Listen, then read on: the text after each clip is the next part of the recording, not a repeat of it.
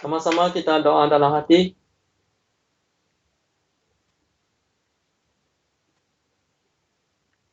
Amin. Dalam nama Tuhan Yesus Kristus, kita mulakan sesi kebaktian malam hari Jumaat. Sama-sama kita naikkan pujian 85. Pegang lengan, harapan mulia menggirangkan, kabar girang mengherankan. Rajaku kan datang dari surga, segera datang, harap dan sambut Tuhan datang. Berjaga dan harap, sabar, Tuhan segera datang. Tanda kiamat sudah nyata, ku di dunia harapkan surga. Firman Tuhan saksi rasul, kabarkan hari Tuhan telah datang. Segera datang, harap dan sambut Tuhan datang. Berjaga dan harap, sabar, Tuhan segera datang. Tanda kiamat dunia, bangkit dulu saat Dia datang. Tuhan turun dari langit, menyambut umatnya masuk surga. Segera datang, harap dan sambut Tuhan datang. Jaga dan harap sabar, Tuhan segera datang. Umatnya yang masih hidup diubah, diangkat olehnya, berharap girang bersama, saling hibur membantu kenalan. Segera datang, harap dan sambut Tuhan datang. Berjaga dan harap, sabarlah, Tuhan segera datang. Sama-sama kita sekarang akan memanjatkan doa kepada Yesus Kristus, Bapa kami di surga. Jadi dalam doa kali pertama kita memohon agar Roh Kudus memimpin kita pada kebaktian pada malam ini. Dan sama-sama juga kita memohon agar Tuhan memimpin kita dalam kebaktian ini, supaya dorongan daripada Alkitab ini dapat membangunkan kita sama. Sama-sama kita bersujud berdoa.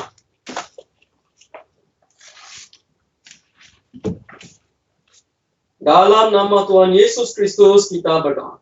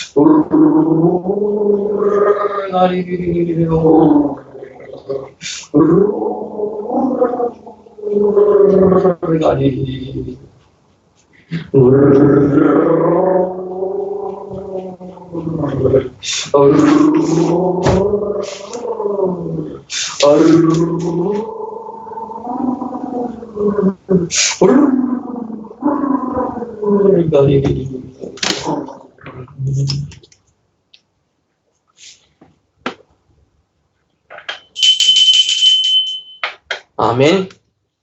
Dalam nama Tuhan Yesus Kristus menyampaikan firman Tuhan. Mula-mula sekali kita memberikan segala kepujian, kehormatan, dan kemuliaan kepada nama Tuhan Yesus Kristus, Bapa kami di surga. Dan juga ingin menyampaikan salam damai sejahtera kepada para diaken, penatua, bahkan sekejap pendeta, dan juga seiman saudara-saudari yang dikasihi sekalian. Pada malam ini kita mengucap syukur pada kasih karunia Tuhan kerana semua masih dapat mempunyai peluang yang diberikan oleh Tuhan Bapa di surga untuk kita sama-sama berkumpul untuk kebaktian ini. Walaupun sekarang kita tidak dapat pergi ke gereja dengan bebas untuk melaksanakan kewajipan kita untuk beribadah kepada Tuhan, tapi kita mengucap syukur kerana atas peluang Tuhan inilah kita sama-sama masih dapat sama-sama mengungsikan firman Tuhan, dapat mempelajari firman Tuhan.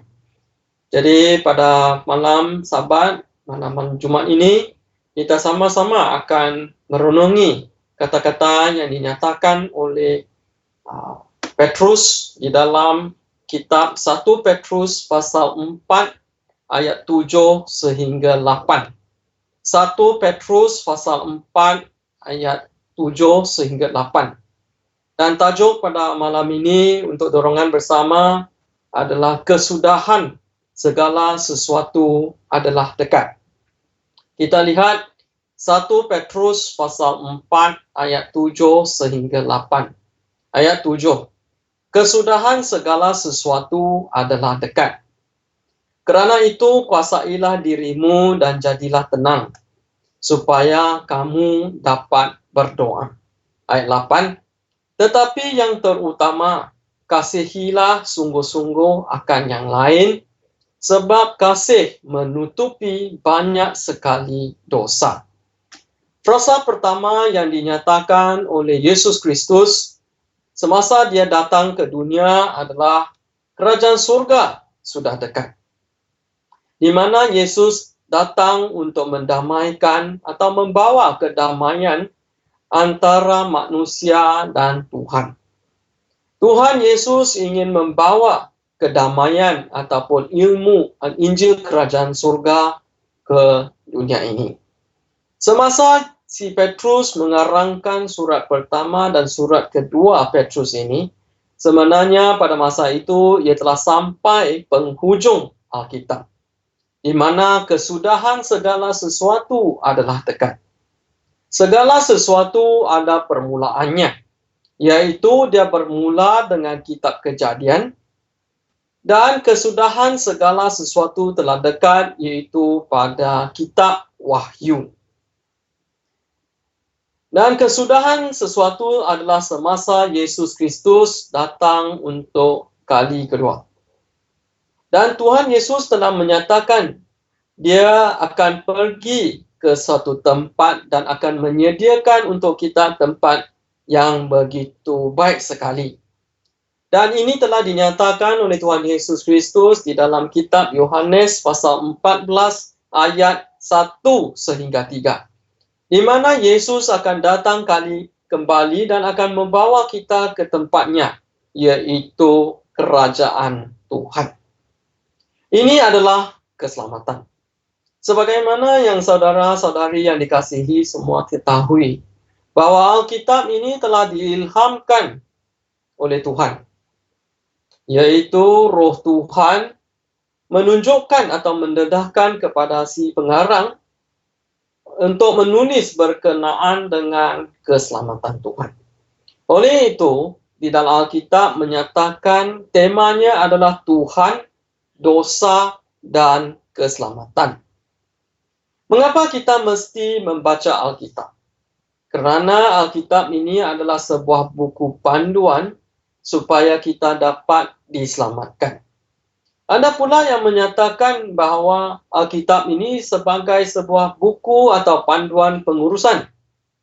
Di mana pada masa itu ada satu contoh di mana si Musa apabila dia mengurus lebih kurang 2 juta umat Israel di Mesir dan juga di padang gurun.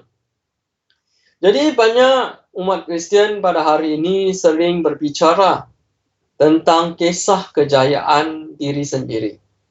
Semua ini tertumpu kepada kekayaan di dunia.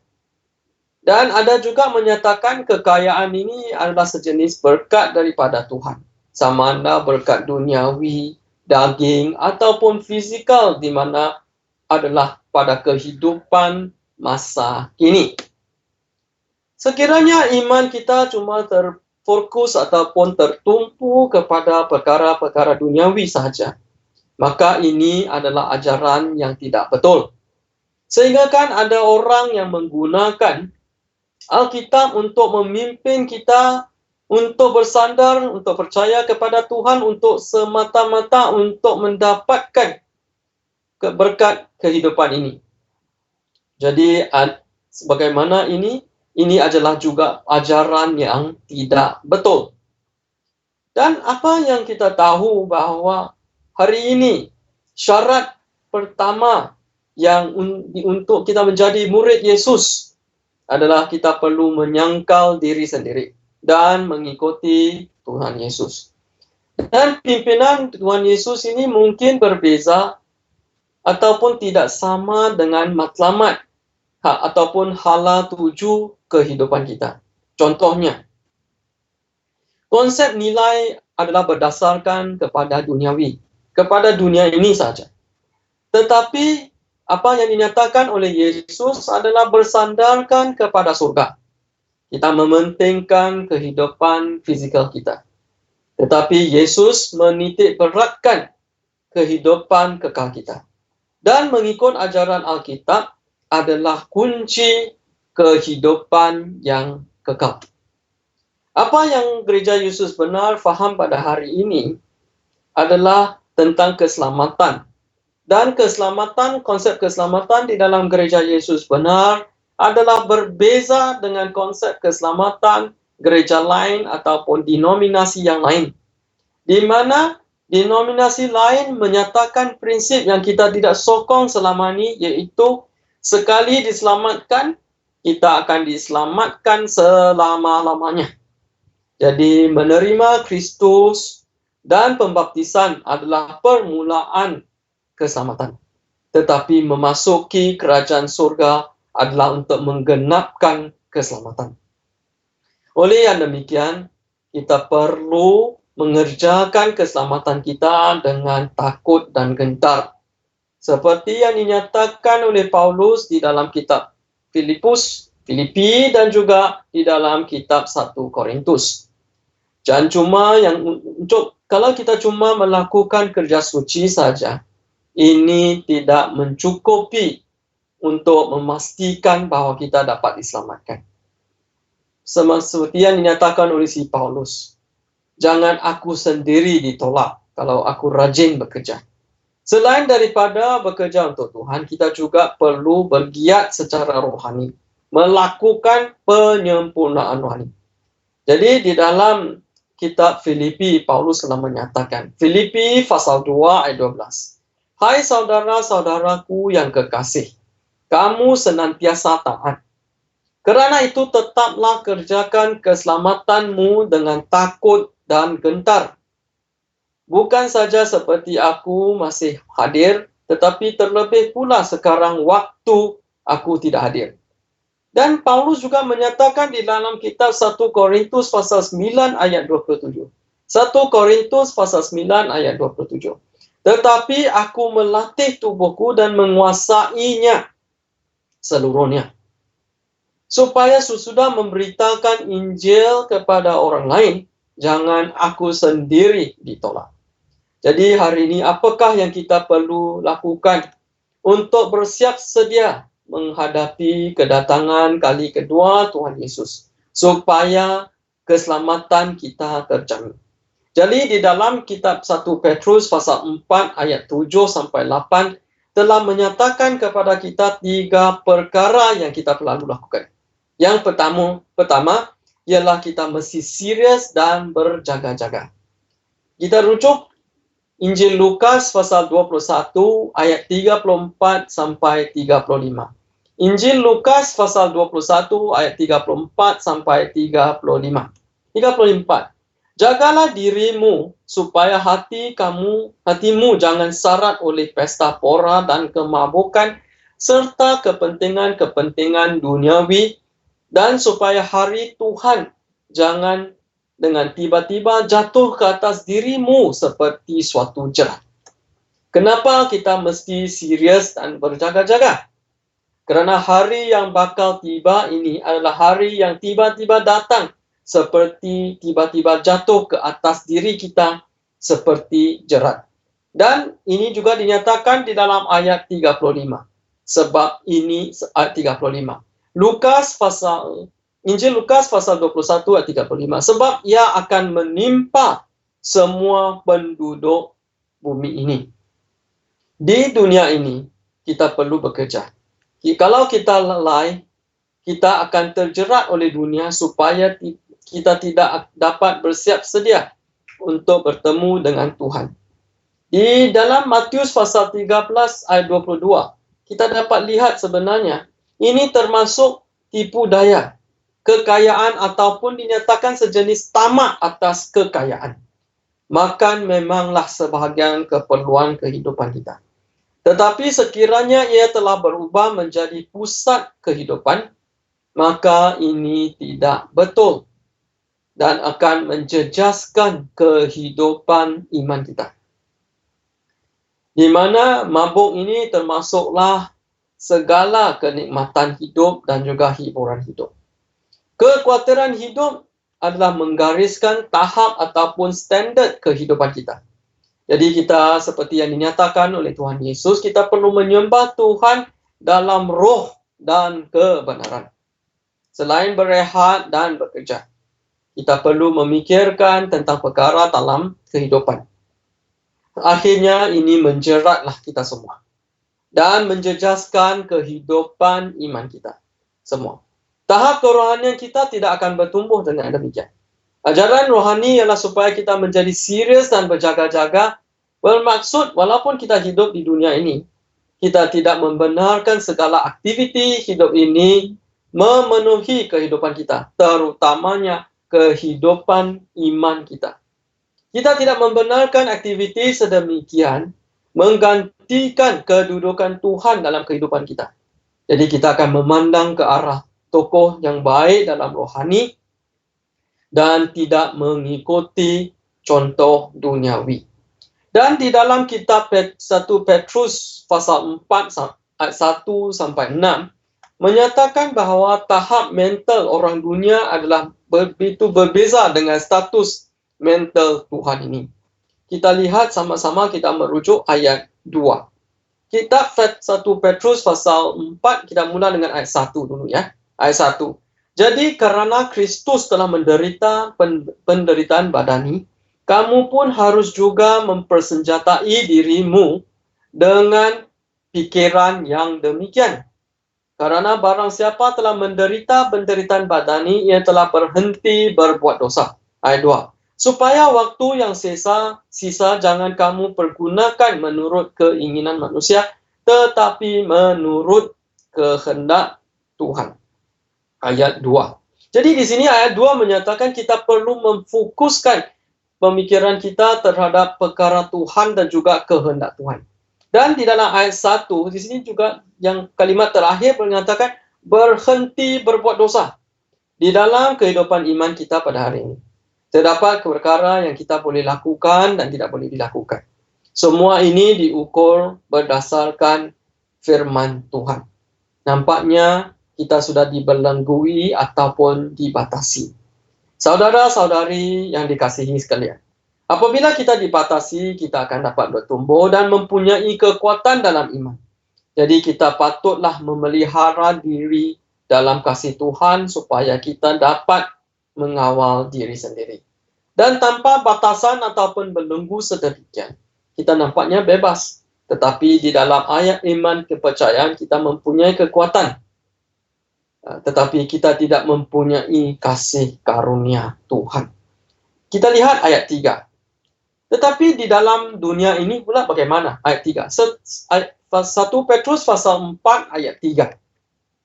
Sebab telah cukup banyak waktu kamu pergunakan untuk melakukan kehendak orang-orang yang tidak mengenal Tuhan.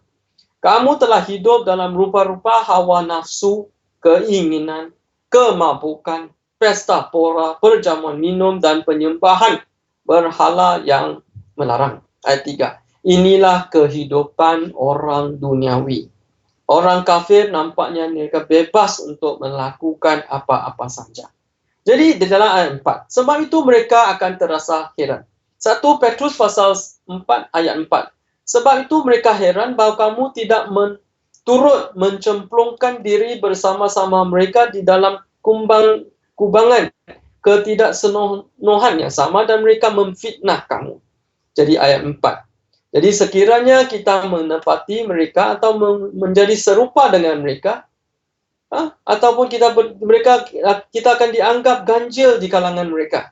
Tetapi kalau kita menderita bersama-sama dengan mereka, kita sebenarnya hidupkan tahap mental Kristus di dalam kehidupan mereka. Oleh itu ayat 5 dan 6. Ayat 5. 1 Petrus pasal 4 ayat 5. Tetapi mereka harus memberi pertanggungjawab kepada Dia yang telah sedia menghakimi orang yang hidup dan mati. Ayat 6. Itulah sebabnya maka Injil telah diberitakan juga kepada orang-orang mati, supaya mereka sama semua manusia dihakimi secara badani, tetapi oleh roh dapat hidup menurut kehendak Tuhan. Jadi akhirnya terdapatlah penghakiman. Kalau kita hidup berdasarkan iman, kita akan hidup berbeza berbanding dengan orang duniawi. Kerana kita semua mempunyai pengharapan untuk diselamatkan. Oleh sebab itu, kita perlu serius dan berjaga-jaga. Tidak menjadi serupa dengan dunia dan tidak terpengaruh ataupun dipengaruhi oleh dunia ini. Yang kedua, kita perlu berjaga-jaga dalam doa. 1 Tesalonika pasal 5 ayat 5 sehingga 7. 1 Tesalonika pasal 5 ayat 5 sehingga 7. Ayat 5. Kerana kamu semua adalah anak-anak terang dan anak-anak siang. Kita bukanlah orang-orang malam atau orang-orang kegelapan. Ayat 6. Sebab itu baiklah jangan kita tidur seperti orang-orang lain, tetapi berjaga-jaga dan sadar. Ayat 7. Sebab mereka yang tidur waktu malam dan mereka yang mabuk waktu malam. Dalam perjalanan iman ini, kita tidak boleh terlena. Apabila kita sudah tidur, Tidak ada apa-apa lagi yang dapat menggerakkan kita. Termasuklah firman Tuhan juga. Kerana kita tidak merasai apa-apa. Kita pun tidak boleh menjadi mabuk di dunia ini. Kerana apabila seseorang itu mabuk dalam dunia, mereka tidak dapat menghakimi dengan baik dan tidak dapat membezakan sesuatu dengan jelas. Kalau kita nak masa, kita boleh rujuk kepada kitab Amsal pasal 23 ayat 30 sampai 35. Di sini menyatakan tentang bahaya-bahaya yang akan dihadapi oleh seseorang yang mabuk. Dan mabuk ini bukan untuk diri sendiri, tetapi juga akan mengancam orang lain. Oleh itu, penghakiman rohani seseorang itu akan juga terjejas dan adalah susah untuk melengkapkan perjalanan iman, iaitu susah untuk memasuki kerajaan Tuhan. Jadi pada hari ini, kita tahu krisis iman berlaku bukan semasa seseorang itu menderita, tetapi semasa dalam kedamaian. Kerana apabila dalam semua adalah baik, damai, sejahtera, seringkali kita terlena akan mabuk akan hal duniawi. Oleh itu, saudara-saudari yang dikasihi kalian, kita mestilah berjaga-jaga. Berjaga-jaga bermaksud sering menyelidiki diri sendiri untuk mengetahui keadaan rohani. Ada kalanya dalam keadaan terjaga-jaga, Roh Kudus akan menjadi sedih dengan kita dan akan membangunkan kita daripada terlena. Jadi di dalam Mazmur pasal 23 ayat 3. Kita rujuk Mazmur pasal 23 ayat 3. Dia, Tuhan akan menyegarkan kita. Di mana ketua gembala itu, Yesus Kristus akan menyegarkan kita. Dalam ayat 3 menyatakan, ia menyegarkan jiwaku, ia menuntun aku di jalan yang benar oleh kerana namanya. Jadi kita mesti menggunakan masa untuk berdoa supaya menjadikan kita terjaga. Di mana dosa tiada tempat untuk beraja di dalam hati kita. Hati nurani akan mendisiplinkan kita kerana dosa telah tidak ada peluang lagi untuk memasuki hati kita. Jadi pada akhir zaman ini, yang paling penting saudara-saudari yang dikasihi sekalian, kita mesti banyak berdoa untuk meneruskan perjalanan iman kita dan supaya kita dapat memegang iman sampai akhir. Oleh itu saudara-saudari yang dikasihi sekalian, semasa kita sekarang hidup dalam perintah kawalan pergerakan ini, PKP ini, walaupun kita tidak dapat berdoa, beribadah dengan bebas, tetapi paling penting kita mesti mengadakan mesbah keluarga, sama-sama kita berdoa, merenungi firman Tuhan yang dinyatakan, supaya kita dapat mengerjakan keselamatan kita. Dan yang ketiga, kita mesti kasihilah sungguh-sungguh sesama kita sendiri. Kerana di dalam kitab 1 Petrus pasal 4 ayat 8 yang telah kita baca banyak kali tadi, menyatakan sebab kasih menutupi banyak sekali dosa. Di mana orang yang berdosa tidak layak untuk memasuki kerajaan Tuhan. Apabila dosa kita telah dimaafkan, diampuni, kita akan dapat masuk kerajaan Tuhan. Bagaimanakah dosa kita akan diampuni? Di mana kita mesti mempunyai kasih Tuhan. Dan Tuhan akan mengampuni dosa kita. Seperti yang dinyatakan oleh Daud, di mana dia pernah menyatakan dalam Mazmur 32 ayat 1 dan 2. Berbahagialah orang yang diampuni pelanggarannya, yang dosanya ditutupi. Mazmur pasal 32 ayat 2. Berbahagialah manusia yang kesalahannya tidak diperhitungkan Tuhan dan tidak berjiwa penipu. Jadi kasih kita adalah untuk orang lain. Dan kita tahu bahawa kasih dan benci adalah selalu berbanding berbeza. Kita rujuk Amsal pasal 10 ayat 12. Kebencian menimbulkan pertengkaran, tetapi kasih menutupi segala pelanggaran. Kerana kita tahu bahawa kasih ini seperti yang dinyatakan oleh Paulus di dalam 1 Korintus pasal 13 ayat 5 dan 7, di mana dia tidak mengambil kira menyimpan kesalahan orang lain. Dan kasih adalah sabar menanggung segala sesuatu. Tetapi ini tidak bermaksud kita tidak dapat membezakan di antara yang baik dan buruk. Kita akan dapat selalu melihat dengan jelas apakah kesilapan orang lain. Tetapi kita mesti mempunyai belas kasihan untuk memaafkan orang lain. Dengan demikianlah kita akan dapat hidup dengan harmoni. Jadi kita pun tahu, apabila kita melindungi atau menutupi sesuatu, saudara-saudara yang kita kasihi sekalian, kita tidak akan dapat melihatnya. Kalau seseorang itu tidak mempunyai kasih, jadi manusia akan sering saling menuding jari. Akibatnya tiada lagi lah kasih di antara kita. Perselisihan faham pun akan berlaku. Jadi selalunya dalam hidup, kita akan menyembunyikan dosa. Kita perlu menyembunyikan dosa orang lain. Dan menyatakan bahawa orang itu begitu baik sekali. Ini memerlukan kasih yang besar. Tetapi yang sering kita lakukan ialah perkara yang lain. Yang sebaliknya, yaitu kita menyembunyikan kebaikan dan kita menyatakan dosa kesilapan orang lain.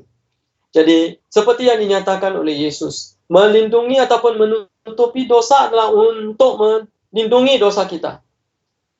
Jadi, macam perempuan yang berdosa yang datang kepada Tuhan Yesus. Pada masa itu, dia telah menyatakan dosa kepada Tuhan.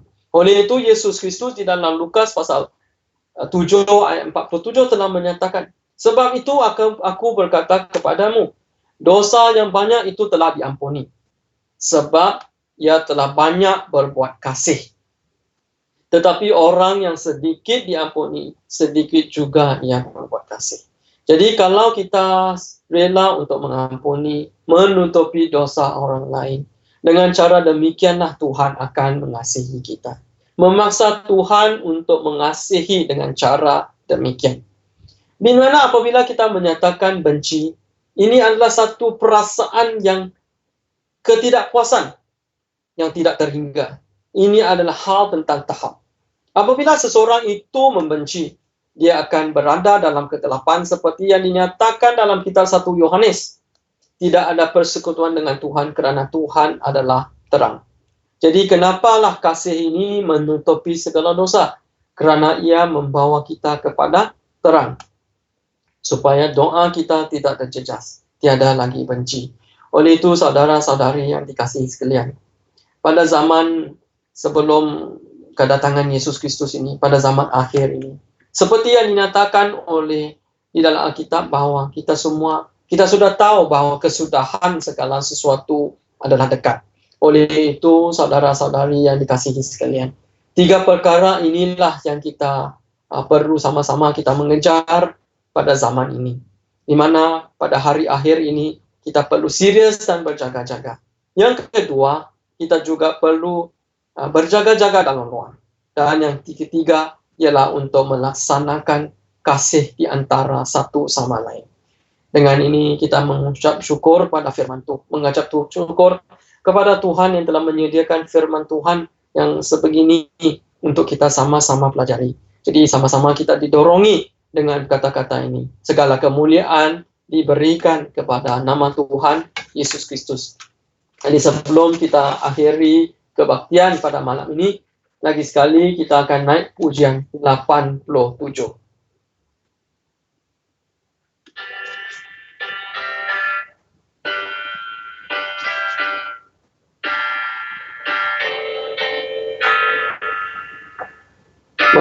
Penghakiman datang, harinya datang, tidak lama harinya datang.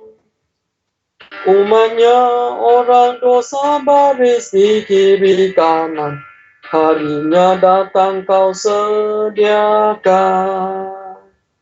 Kau sediakah, kau sediakah, kau sediakah harinya datang. Kau sediakah, kau sediakah harinya datang. Kemuliaan datang, harinya datang, tidak lama harinya datang. Umat yang benar mendapat takhta kerajaan, harinya datang kau sediakan. Kau sediakah, kau sediakah, Kau sediakah harinya datang? Kau sediakah harinya datang? Marabah yang datang, harinya datang, tidak lama harinya datang. Orang dosa dihukum binasa di neraka, harinya datang kau sediakan. Kau sediakah harinya lagi datang. Kau sediakah harinya datang. Kita mengucap syukur pada kasih karunia Tuhan. Pada malam ini kita semua sama-sama dapat berkumpul untuk kebaktian ini. Dan kita sudah mendengar firman Tuhan bahwa kesudahan segala sesuatu sudah dekat. Jadi dalam doa kali kedua ini, kita memohon Yesus Kristus untuk terus memimpin kita semua, untuk melindungi semua. Dalam doa ini kita juga saling mendoakan. Dengan ini menunjukkan kekasihan kepada saudara-saudari yang dikasihi sekalian. Dan dalam doa ini kita juga mendoakan untuk gereja, untuk negara, dan untuk kita semua sesama sendiri, agar kita dapat dilindungi oleh Tuhan, dapat dijaga oleh Tuhan, terutamanya pada zaman-zaman akhirat ini.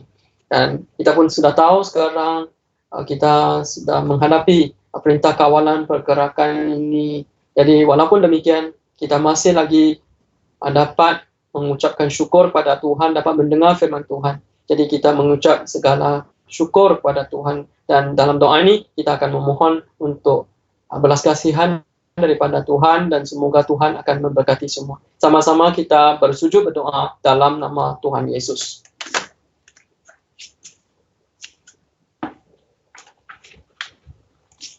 Dalam nama Tuhan Yesus Kristus kita berdoa. Haleluya.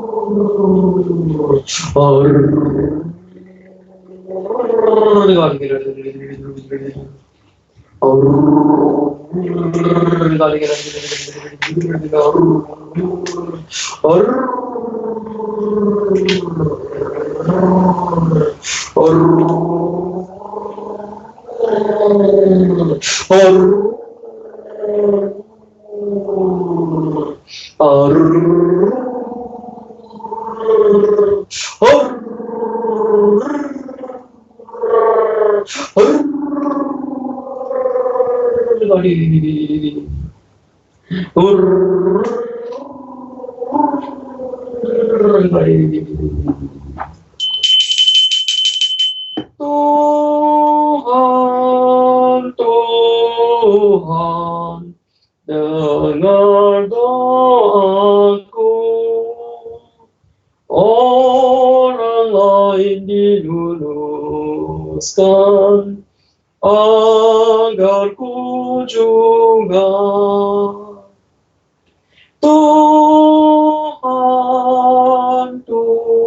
Tuhan, dengar doaku. Orang lain diluluskan, agar ku juga. Amin.